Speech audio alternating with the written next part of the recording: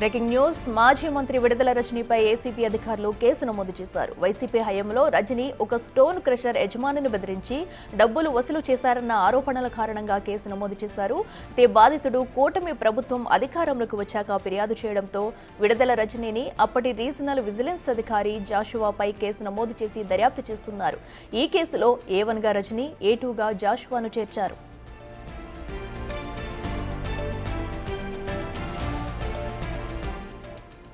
ఇదే అంశానికి సంబంధించి మరింత సమాచారం మా ప్రతినిధి శివ అందిస్తారు. శివ, చెప్పండి, అటు మాజీ మంత్రి విడుదల రజనీపై కూడా కేసు నమోదైంది, అక్రమంగా డబ్బులు వసూలు చేశారంటూ కూడా కేసు ఫైల్ చేశారు. డీటెయిల్స్ ఏంటి?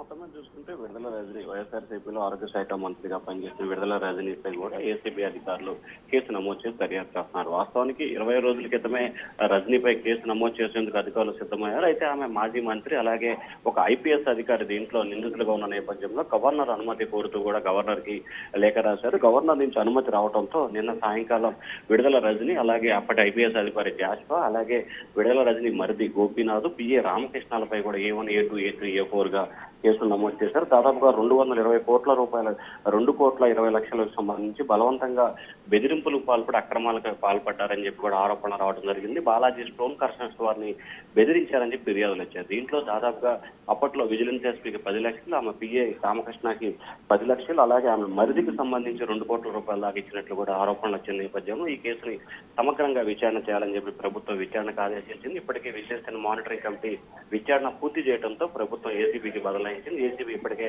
ఎఫ్ఐఆర్ నమోదు చేసింది కాబట్టి త్వరలోనే రజనీని అరెస్ట్ చేసే అవకాశాలు కనిపిస్తా ఉన్నాయి. అఖిల, శివ, మరి ప్రధానంగా చూసుకుంటే ఎఫ్ఐఆర్లో ఎలాంటి అంశాలను నమోదు చేశారు అండ్ అలాగే అటు రజనీని అయితే విచారణకు పిలిచే అవకాశం ఉందా?